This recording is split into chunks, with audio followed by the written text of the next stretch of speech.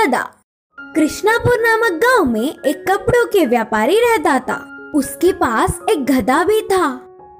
वह रोज गधे के ऊपर ही कपड़ों की पोटली बांधकर पूरा गांव में घूमते हुए कपड़े बेचता था।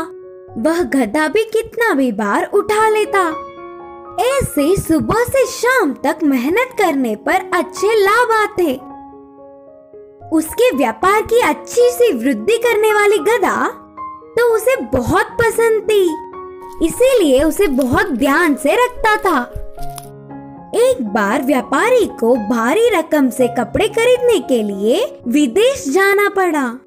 उसी समय में गांव-गांव घूमकर कपड़े बेचने के लिए और साथ ही साथ गधे की देखभाल करने के लिए एक आदमी को काम पर रख लिया।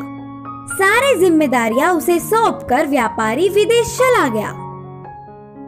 कुछ सालों बाद लौट आने वाला व्यापारी अपने गधे को लंगड़ाते हुए चलना देखा। वह अपने पसंदीदा गधे को ऐसे लंगड़ाती हुई चलता नहीं देख पाया। काम वाले को पूछने पर भी उस विषय में उसे कुछ नहीं पता करके कहा। फिर वह व्यापारी ने उस गधे को बहुत सारे चिकित्सकों को दिखाया, फिर भी कुछ फायदा नहीं मिला। गधे को देखने वाला कोई भी वह क्यों ऐसे लंगड़ाती हुई चल रही है इसका कारण नहीं बता पाया। ऐसे कुछ समय बीतने के बाद उस गांव में एक साधु आया।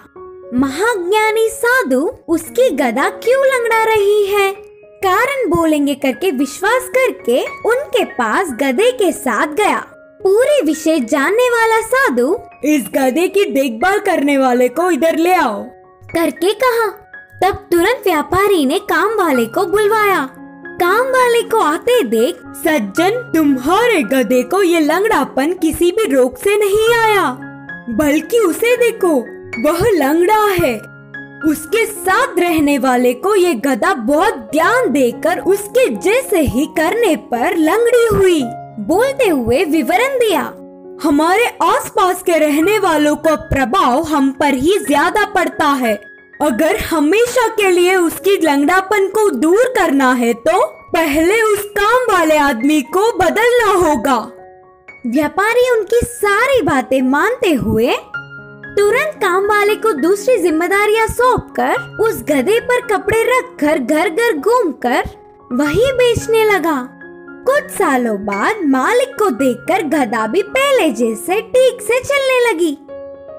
इस कहानी की सीख है कि हमारे आसपास रहने वालों का प्रभाव हम पर जरूर पड़ता है।